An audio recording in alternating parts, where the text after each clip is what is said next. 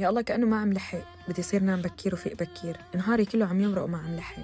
أساساً أصلاً مو عرفانة شو بدي أطبخ اليوم، محتارة كتير. برأيي إنه لازم صير أطبخ أكل صحي. يمكن اليوم أوفرت شوي وعيطت على أولادي لدرجة إنه ما ضل عندي وقت أساساً أهتم فيهم. بكرة بيكبروا وبيتعقدوا وبتضل الشغل هي بذاكرتهم، أو أنا أصلاً ما بعرف شو صاير لي آخر فترة، حتى بشرتي تعبانة وشعري عم بهر وما عم لحق على شي. يمكن كمان من زمان ما حكيت مع رفيقتي ولا سألت عنها. يا ترى اليوم لحق خلص كل مواعيدي؟ ممكن لحق أضب البيت كله وأطبخ طبختي وأطلع ولحق المواعيد؟ والله يمكن إنه لسه عندي كتير شغلات لسه ما عملتها. يا ترى عم لحق اهتم بصحتي شوي، لأنه ولادي كمان ما لهم غيري، كلنا أمهات بالغربة. خلص أنا قررت هي العطلة أخذهم مشوار حلو ورفه عنهم، بكفي حاسين حالهم لحالهم بغربة. وكمان خلص صار وقت لازم نشتغل، بس كيف بدنا نصير نلحق برا البيت وجوا البيت؟ يا ترى منلحق هيك مو ملحقين نعمل شيء أبدا.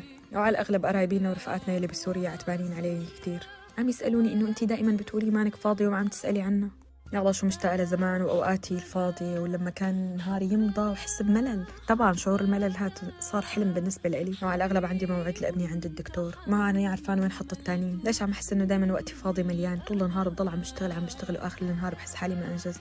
ليكون أنا قلبي بارد ولا ما عم لحق شغلي. برأيي إنه لازم أتعب على حالي أكتر، أجيب ورقة وقلم واكتب مهامي كلياتها بنفس النهار لحتى أخلصهم ونظم. وكمان نسيت إنه عندي كذا موعد لازم أخلصهم، وكذا تليفون لازم أمشيهم، وأقرأ الإيميلات وأشوف شغلي وضب الخزن لأنه بدها تعزيل، وطالع الصيفي وضب الشتوي أو ما بعرف العكس. ولسه عندي غسيل بالكلر، ويمكن لسه لبكرة لحتى أخلصهم.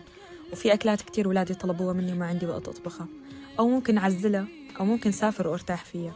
أسئلة كتير بتمرق علينا كل يوم لكل أم بالغربة، بتضل تفكر بحالها وبتحط ألف حساب. لا نحمل حالنا فوق طاقتنا، هاي طاقتنا، لا يكلف الله نفس إلا وسعها. اليوم طاقتي قدر خلص مثلا 3 شغلات 4 شغلات، بكفي نجلد ذاتنا. لازم نكون نحن مع حالنا، نوقف مع حالنا ونتكل على رب العالمين.